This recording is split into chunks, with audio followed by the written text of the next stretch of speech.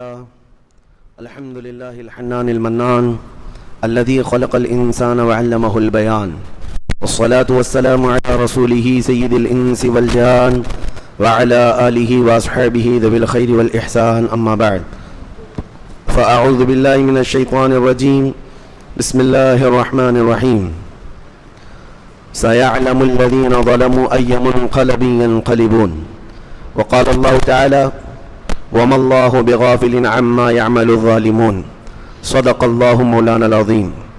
بارگاہ رسالت مآب صلی اللہ تعالی علیہ وسلم میں درود پاک کا ہدیہ پیش کریں۔ اللہم صلی علی سیدنا محمد معدن الجود والکرم وآلہ واصحابہ الکرام وابنہ الکریم وبارک وسلم صلاة دائمة سرمدا ابدا۔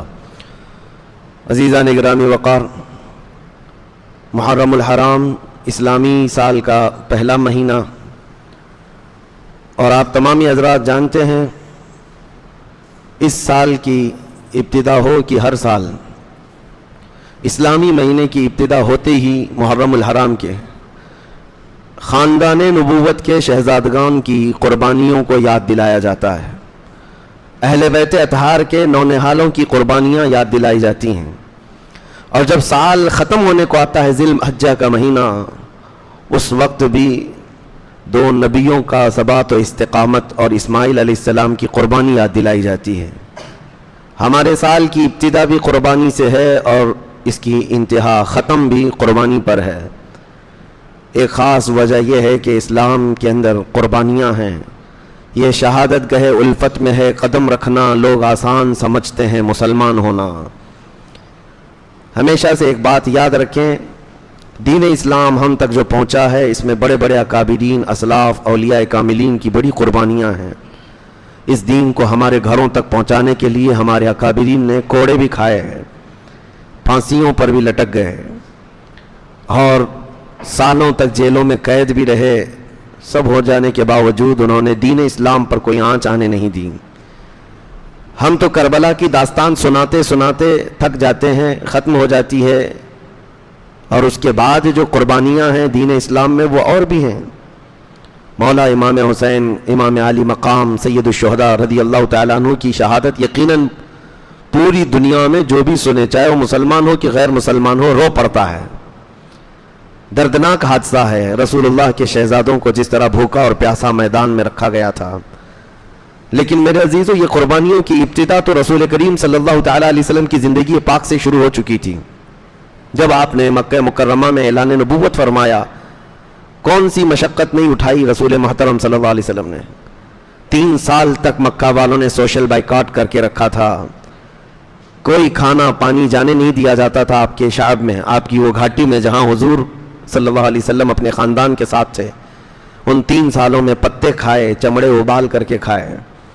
یہ قربانیوں کی ابتدا تو زمانے نبوی سے شروع ہو چکی تھی، اور یہ بھی تو قربانی ہے کہ جب آپ حرم میں جائیں تو آپ کی پیٹھ پر اوجڑی ڈال دی جائے۔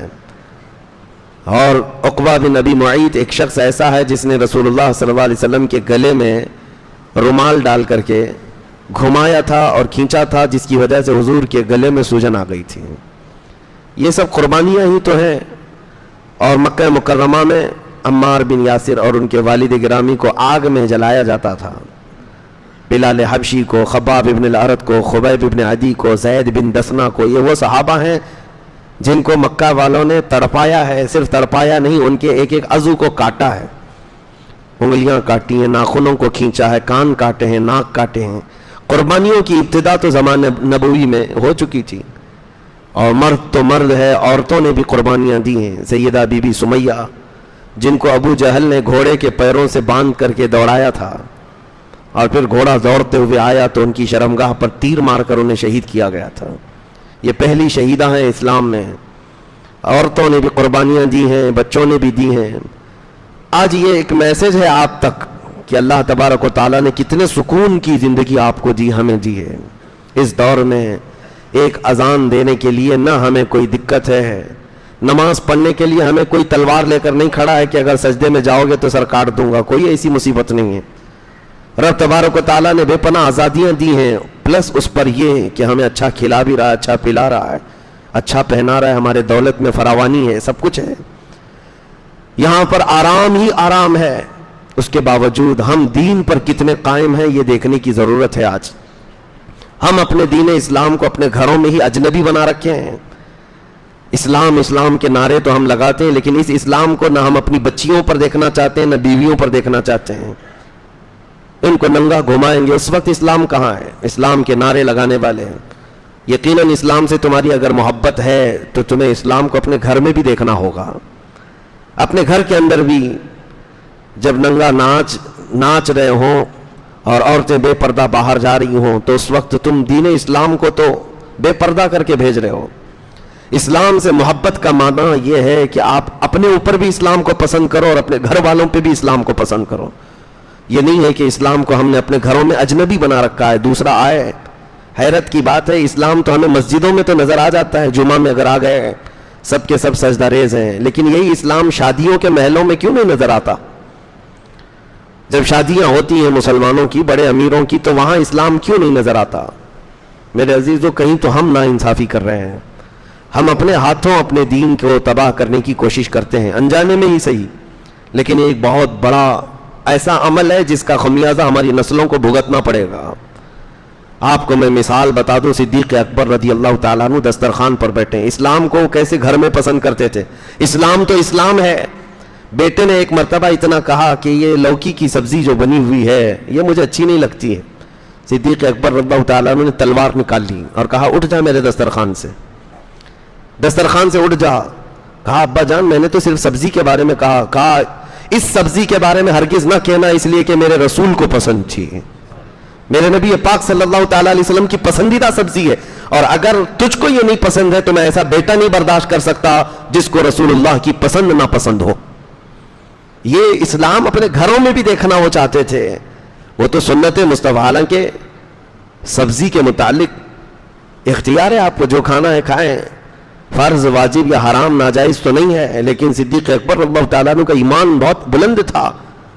عزیزان گرامی وقار، جب ہم یہ انقلاب اپنے گھروں میں بھی لائیں گے، ان قربانیوں کو دینا پڑے گا، تو انشاءاللہ العزیز وہ دن دور نہیں کہ بہاریں ہمارے گھروں سے نکلیں گی انشاءاللہ. میں چند باتیں آپ کے سامنے رکھتا ہوں کہ قربانیوں کی ابتدا زمانہ نبوی سے ہوئی، اور پھر وہ ہجرت بھی حضور صلی اللہ علیہ وسلم کی بڑی قربانی تو ہے، اپنا وطن چھوڑنا اور دوسرے شہر جا کر آباد ہونا، پھر پورے ساتھیوں کا ساتھ چلنا، ایک بہت بڑی قربانی ہے. جب شہر مکہ چھوٹ گیا اور اپنے مدینے میں آباد ہوئے تو کیا یہ قربانی نہیں ہے؟ اپنا وطن اصلی چھوڑنا، پھر وہاں جانے کے بعد مسلسل جنگیں اور لوگوں کا مقابلہ، 10 سال تک تقریباً 17 جنگیں، سال بھر کا بھی موقع نہیں ملتا تھا سانس لینے کا. یہ بھی تو قربانیاں ہیں. کتنے عظیم صحابہ جنگوں میں شہید ہوئے. ایک ہی جنگ احد میں 70 صحابہ گئے، جن میں رسول کریم صلی اللہ علیہ وسلم کے سگے چچا، ان کے سفیر، ان کے خاص صحابہ شہید ہوتے گئے. یہ سب چیزیں دیکھ کر صبر کر لے جانا یہ بہت بڑی قربانی ہے. اور ان قربانیوں کی ابتدا جب حضور کے زمانے سے ہوئی تھی تو خلفائے راشدین کے زمانے میں بھی چلی، اور پھر کربلا کے میدان میں یہ کھل کر کے سامنے دیکھنے کو ملا. دنیا کی ایک ایسی عظیم قربانی جس میں خاندان رسول کا بچہ بچہ اپنی جان لے کر میدان میں اترا، اور کوئی پیچھے بھاگنے کی بات نہ کیا.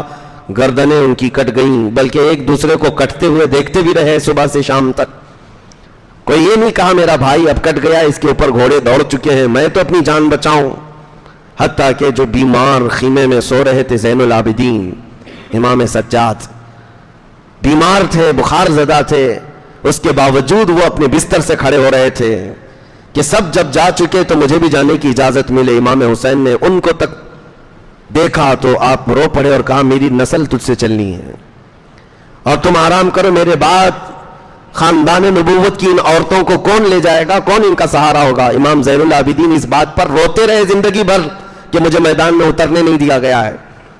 تو کیسا جذبہ تھا ان کا. قربانیاں تو ان کی ماؤں نے ان کی گٹھی میں پلایا تھا، ان کو بچپن سے یہ جذبہ دیا گیا تھا، اسی لیے وہ میدان میں ڈٹے رہے، جمے رہے. عزیزان گرامی وقار، میں آپ کو ایک بات بتا دوں کہ اللہ تبارک و تعالی، اس کا ایک قانون ہے، اس کا ایک دستور ہے، وہ اپنے بندوں سے امتحان لیتا ہے اور اس کے بعد ظالموں کو ان کے انجام تک پہنچاتا بھی ہے. بعض لوگ یہ سوچتے ہیں کہ ہم ابھی اترے اور اللہ کی مدد آ جائے، اور اللہ تعالیٰ ایسی مدد کرے کہ سب کافر دشمنان اسلام جتنے ان کے دانت کھٹے ہو جائیں، یہ سرنگو ہو جائیں، یہ خائب و خاسر ہو جائیں، ذلیل ہو جائیں، یہ ٹھیک ہے، تمنا ہے، لیکن تمہیں تاریخ یہ دیکھنی پڑے گی رسول کریم صلی اللہ تعالیٰ علیہ وسلم کے زمانے سے اگر حضور دعا کر دیتے مدینے میں بیٹھ کر تو کیا وہ مکہ کے 1000 کافر جو بدر میں آ رہے تھے زمین میں نہیں دھس جاتے؟ کیا ان کے لیے آسمان سے عذاب نہیں آ جاتا جو انہیں گرفتار کر لیتا؟